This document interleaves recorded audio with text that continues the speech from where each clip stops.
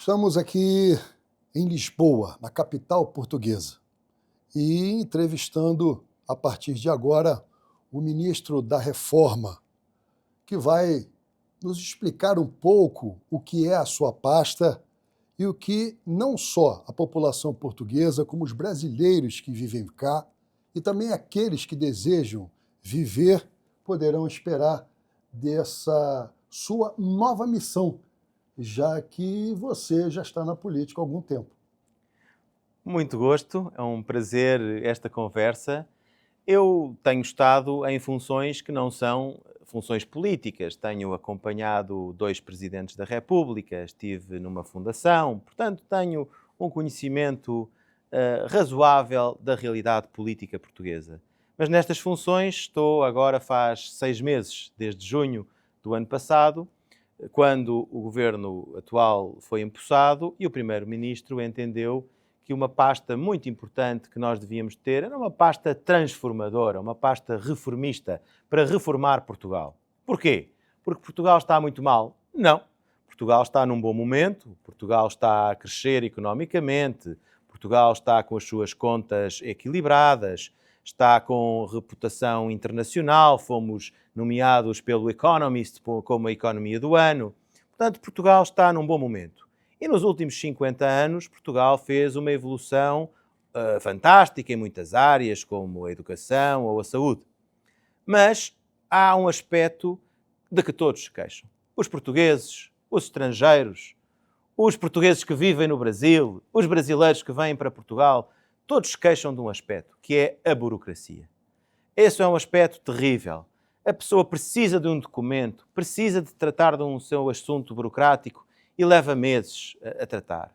Precisa de uma licença para construir uma casa, ou um empresário que quer fazer um investimento precisa de uma licença para esse projeto e tudo demorava meses. E então, o que é que nós entendemos? Que era num momento de crescimento e não de crise, porque nós há 10 anos, como se lembra, tivemos uma crise, há 10, 15 anos, 15 anos, tivemos uma crise profunda económica em Portugal. E isso levou-nos a fazer algumas reformas. Mas as reformas que se fazem em crise são sempre difíceis, porque uma coisa é nós reformarmos porque queremos, outra coisa é reformarmos porque somos obrigados. Nessa altura nós fomos obrigados a fazer a reforma. Agora não. Nós agora estamos num bom momento. E é nos bons momentos que as reformas devem ser feitas. É aí que nós temos as condições políticas, sociais, económicas para fazer uma boa reforma. E então o que é que nós estamos a pensar? A nossa reforma é uma reforma do Estado, uma reforma profunda, que faz um combate à burocracia, elimina essa burocracia e tem 2 pilares, se quiser, 2 ideias fundamentais. Uma é a ideia de simplificação. Nós temos que simplificar a nossa economia, nós temos que simplificar o nosso Estado, as coisas têm que ser mais simples, mais rápidas, mais fáceis. Se você quer um documento, tem que ter alguém que o atenda, que responda rapidamente, que lhe dê esse documento, que não lhe vá pedir um documento que o Estado já tem, que já possui, que não lhe peçam 4, 5, 10 vezes o mesmo documento. Há empresários que relatam isso, que têm que se relacionar com o Estado, então o mesmo documento já lhe foi pedido 10 vezes no último ano, coisas assim. Que perdem os documentos. Que perdem os documentos, não sabem onde estão, então vai lá. Então, em vez de ser o Estado a resolver, é o cidadão que tem que ir à procura do documento, que tem que ir buscar o documento. Um calvário burocrático. E eu imagino, enfim, tenho muita simpatia pelos nossos amigos brasileiros, quer os portugueses que vivem lá, quer os brasileiros que vêm para Portugal e que enfrentam essas dificuldades tantas vezes, que perde tempo, desgasta energia, pessoas que têm que tirar dias de férias para ir tratar de documentos, empresas que têm que ter departamentos para tratar de documentos. Não é isso que nós queremos. Portanto, nós estamos, em primeiro lugar, a simplificar isso tudo, a revisitar todos esses procedimentos, a olhar para essas entidades todas e a ajudá-las a reformular os seus processos. Ao mesmo tempo, e esse é o segundo pilar desta nossa reforma, temos a digitalização. O mundo hoje é muito diferente do que era há 10 ou 15 anos. Nós hoje temos oportunidades tecnológicas que não tínhamos nessa altura. A inteligência artificial veio para nos trazer muitos riscos, mas também muitas oportunidades. E então nós acabamos de lançar agora 3 estratégias muito importantes, uma estratégia digital nacional, uma estratégia para a inteligência artificial, e aqui deixe-me alertar para dois aspectos que me parecem muito importantes. A trazer inteligência artificial para o Estado, para a administração pública, porque estes processos de decisão que demoravam meses ou até anos podem ser acelerados em segundos ou dias se nós usarmos inteligência artificial, porque ela vai acelerar muito o processo da decisão. Não queremos substituir o humano pelo digital. Não é isso. Mas há muito trabalho que é hoje feito pelo humano e que leva muito tempo, que pode ser muito acelerado com a inteligência artificial, e nós aí reservamos o humano para a parte que interessa, que é a parte final, que é a parte da decisão, que é aquilo que vai ponderar o que é o interesse público e o que é o interesse daquela pessoa que está ali. E é aí que nós concentramos a decisão humana. Tudo o resto pode ser feito por inteligência artificial. Portanto, uma aposta muito grande na inteligência artificial para dentro do Estado. Os idosos, só me desculpe, os idosos, as pessoas comuns que não são conectadas, podem ficar despreocupadas. Excelente pergunta. Excelente pergunta. Nós estamos muito preocupados com isso. Portugal é um país envelhecido, como sabemos. Tem hoje cerca de 2 milhões de pessoas com mais de 65 anos. Nos próximos 10 anos, esse número vai chegar a 3,5 milhões de pessoas. É muita gente numa população de 10 milhões, que é a população portuguesa, que comparado com o Brasil é uma população pequena. E então, claro que também há pessoas que têm dificuldades no acesso à tecnologia. Portanto, nós temos aqui um princípio fundamental, que é não deixar ninguém para trás. Nós não deixamos ninguém para trás. O que é que isso significa? Que nós vamos ter uma rede de apoio. Não significa que nós vamos abandonar o digital. Pelo contrário, nós vamos acelerar o digital, mas sempre com uma rede de apoio para que ninguém fique para trás. Nós temos em Portugal uma boa ideia que foi criada há alguns anos, que é a ideia da loja do cidadão. E para além da loja do cidadão, também temos o espaço do cidadão, que é um pouco mais pequeno, mas mais disseminado pelo país. Só para ter uma ideia, nós temos neste momento cerca de 80 lojas do cidadão e mais de 1000 espaços do cidadão. Próximo ano vamos acabar com 1200 espaços do cidadão. Pergunta, vai encerrar esses espaços? Não, vou aumentar esses espaços. Porquê? Porque esses espaços vão ser onde nós vamos ter o apoio para as pessoas mais idosas ou para as pessoas com mais dificuldades. O que eles vão lá fazer é tudo aquilo que eu e você podemos fazer no nosso celular. Igual, mas como eles não têm essa facilidade, tem lá uma pessoa que está a ajudá-los a fazer esse acesso. Portanto, tudo está disponível online. Nós vamos ter até 2030 100% dos serviços públicos oferecidos online. Quer dizer, aqueles que podem ser burocraticamente oferecidos online, não estou a falar da educação nem da saúde, naturalmente, mas aqueles serviços de prestação burocrática, nós vamos ter 100% oferecidos online. A Estónia já tem isso. A Estónia é um país europeu que já hoje oferece isso, com grande vantagem, porque isso reduz a necessidade de as pessoas se dirigirem fisicamente a um serviço público, mas para aquelas pessoas que, por idade ou incapacidade, não possam aceder, continuamos a ter esta rede extraordinária em todo o país, e quando digo em todo o país estou a incluir o interior do país, as populações mais remotas. Aí também teremos esses espaços para ajudar quem precisa a aceder à digitalização. E em relação aos consulados, que é um tema que eu acompanho muito, milito na comunidade há mais de 30 anos, não é? Hoje em dia, a gente sabe que os consulados portugueses, mais precisamente no Brasil, são procurados por brasileiros, luso-descendentes, e é uma queixa, mais de 90% de insatisfação. O senhor vê alguma reforma para os consulados? Nós estamos a trabalhar muito perto com o Ministério dos Negócios Estrangeiros, que é quem tutela os consulados, e estamos a fazer um investimento grande, mais uma vez, em tecnologia. Se conhece bem os consulados, sabe que os consulados funcionam um pouco como uma loja, um espaço do cidadão. Porquê? Porque está lá uma máquina que faz a recolha dos dados biométricos e, a partir daí, faz o processamento desses dados. E, portanto, nós estamos a fazer um investimento muito grande em tecnologia para que nos consulados, todos os consulados tenham a melhor tecnologia possível, as melhores máquinas possíveis, as mais rápidas, para depois acelerar esse processo. O que nós temos verificado não é tanto dificuldade de funcionamento dos consulados, porque temos cônsulos muito qualificados Sim. e que têm uma abertura grande à população, e acho que essa homenagem deve ser feita porque há essa dedicação, essa abnegação dos nossos diplomatas, em particular dos nossos cônsulos, à população. O que por vezes falha são esses meios tecnológicos que podem acelerar esse processo. Algumas dessas máquinas, eu também tenho visitado, algumas delas já são antigas, já não têm a tecnologia mais recente, já não têm a interoperabilidade que é fundamental com os outros serviços públicos aqui em Portugal para conseguirem fazer circular esses documentos. Portanto, nós estamos a fazer um investimento importante na melhoria tecnológica do que está disponível nos consulados.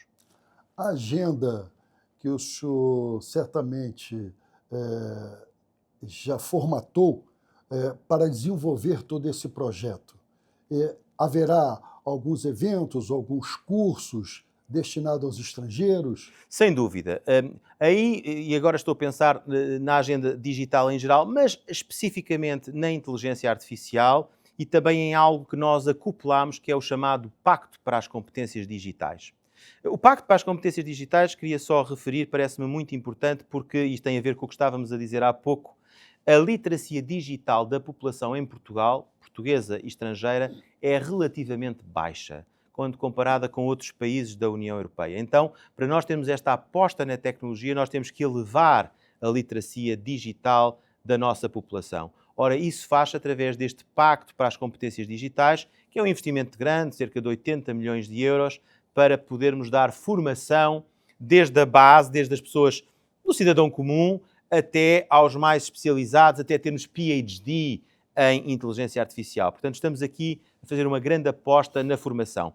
Também nas empresas. Portugal tem, o seu tecido empresarial são 99% de pequenas e médias empresas. Ora, as pequenas e médias empresas têm grandes dificuldades no acesso à tecnologia e, em particular, à inteligência artificial, porque é uma tecnologia cara, por vezes as pequenas empresas não têm sequer a compreensão da importância de incorporar essa tecnologia no seu negócio e, portanto, nós também estamos a fazer um importante investimento financeiro, só para dar a ideia. Estas 3 estratégias têm um investimento global de cerca de 1 bilhão de euros para conseguir capacitar a economia portuguesa, a administração pública portuguesa, para esta nova realidade do digital. Porque, sem deixar ninguém para trás, e esse ponto eu já deixei claro, o caminho não é a paragem, não é o retrocesso, não é andar para trás. O caminho é estarmos conscientes dos riscos, é regularmos de forma ética e consciente, mas é aproveitar a potencialidade da tecnologia. Porque para nós, a reforma do Estado, que é uma reforma de simplificação, de racionalização, é também uma reforma tecnológica. Porque nós hoje não conseguimos crescer, nós não conseguimos competir com os nossos amigos americanos ou chineses, não conseguimos competir com eles se virarmos as costas à tecnologia. E a Europa, infelizmente, tem sido muitas vezes vista como regulando e não inovando. E é isso que nós queremos mudar, mesmo no âmbito da União Europeia, os contactos que eu tenho tido na Comissão Europeia, uma grande conferência sobre soberania digital, organizada pelo Presidente Macron e pelo Chanceler Merz em Berlim, dava já este sinal. A Europa quer deixar de ser apenas o regulador e o não inovador. Uma expressão que eu usei na altura foi: a Europa quer deixar de estar a assistir ao jogo e quer passar para o campo para jogar no jogo. E quando a Europa decidir fazer isso, isso é importante e Portugal quer estar na liderança desse movimento. Portugal quer estar entre os 10 países mais digitais da Europa, já está e quer ainda reforçar essa posição. Senhor Ministro, nessa sua explanação, eu vejo que também vocês, o governo de vocês, vai estar preocupado em não deixar os jovens, principalmente os portugueses, né, saírem para outros países. Vocês vão dar oportunidade que ele fique aqui, que ele, de repente, desenvolva toda a sua capacidade no seu país. Claro, quando nós estamos a apostar na digitalização, por um lado, quando nós estamos a criar uma vida mais fácil para os jovens portugueses, para poderem viver cá, com menos burocracia, com melhor acesso à habitação, com casas mais baratas, porque nós facilitamos a construção. Tudo isso é criar condições para os jovens, baixando os impostos sobre os jovens, sobre a habitação dos jovens. Tudo isso é criar condições para os jovens. Mas não é apenas isso. Há um outro fator. Nós temos que criar oportunidades de emprego qualificado para os jovens em Portugal. Nos últimos 20 anos, nós criámos uma geração altamente qualificada nas várias áreas, em particular na chamada STEM, que são as áreas científicas e tecnológicas. Nós criámos uma geração altamente qualificada que não tinha em Portugal onde trabalhar, porque não havia emprego qualificado em quantidade e em qualidade para estas pessoas. Ora, é isso que nós estamos a inverter. Ao atrair, por exemplo, o investimento em gigafactory, em gigafábricas de inteligência artificial, tivemos um anúncio da Microsoft, 10 bilhões de euros de investimento. Estamos num concurso para a União Europeia atrair para Sines uma outra gigafábrica. Vários outros projetos a surgir pelo país. Esta é a tecnologia de ponta. Esta é a tecnologia que atrai emprego qualificado, que cria um ecossistema à volta para termos investigadores, PhDs, universidades americanas também a olharem para Portugal, grandes fabricantes de chips, grandes fabricantes tecnológicos a olharem para Portugal. E isto cria aqui um ambiente que permite também aos jovens encontrar emprego qualificado e não estão forçados a sair do país à procura de melhores oportunidades. Qual o legado que o senhor gostaria de deixar ao fim do seu mandato? Muito simples, muito claro, e depois posso voltar à minha vida de que eu tanto gostava e da qual abdiquei para vir fazer algo em que eu profundamente acredito. Eu gostava de deixar um país para os nossos filhos muito mais justo, muito mais próspero, muito mais próximo e onde eles queiram e possam desenvolver os seus projetos de vida. E qual a sua mensagem para aqueles brasileiros que estão pensando vir para Portugal, estudar, empreender, viver?